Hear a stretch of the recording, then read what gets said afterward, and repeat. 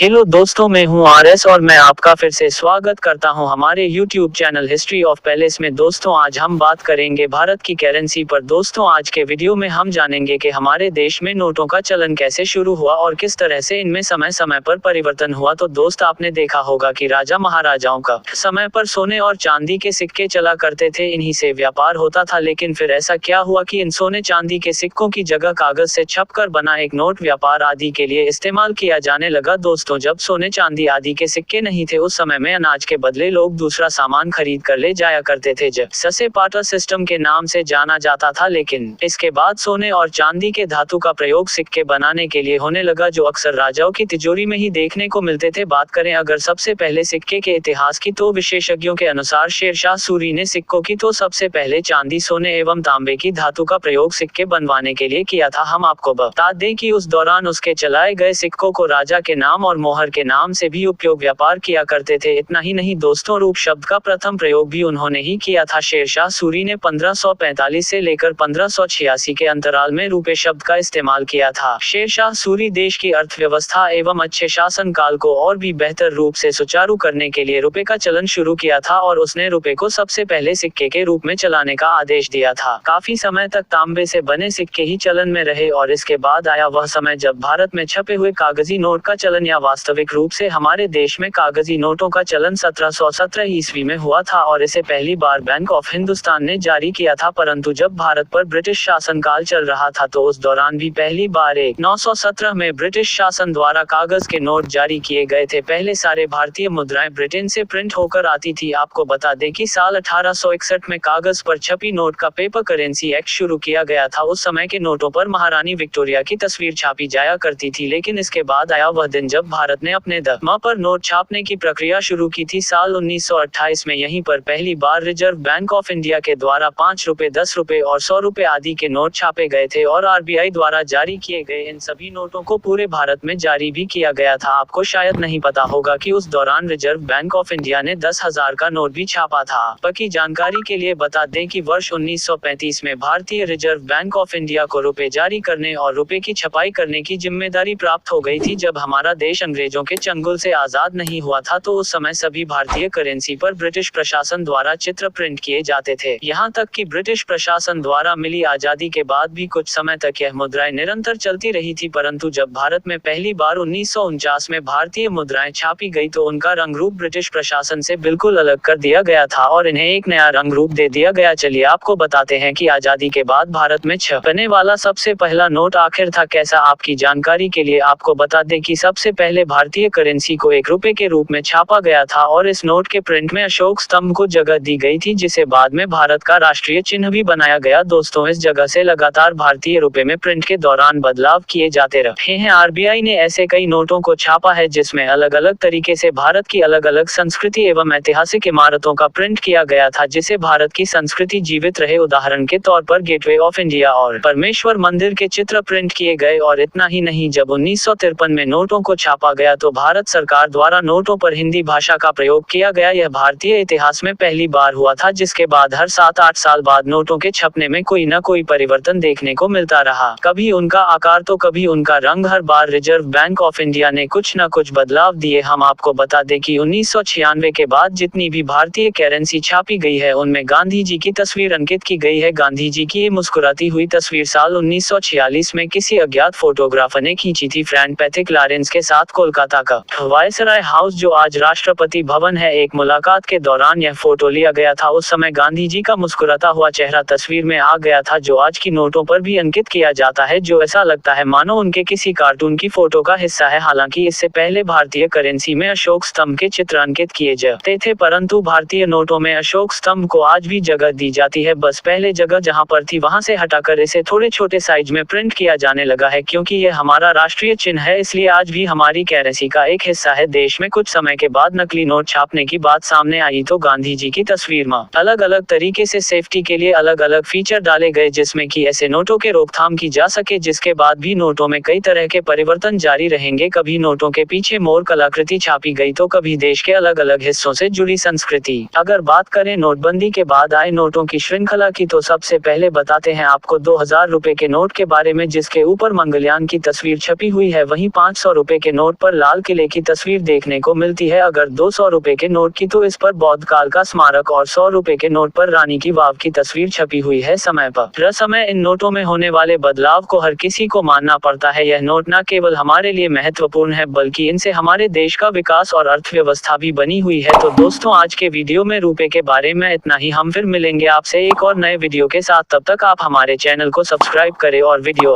अच्छा लगा तो लाइक और कमेंट करके हमें बताएं।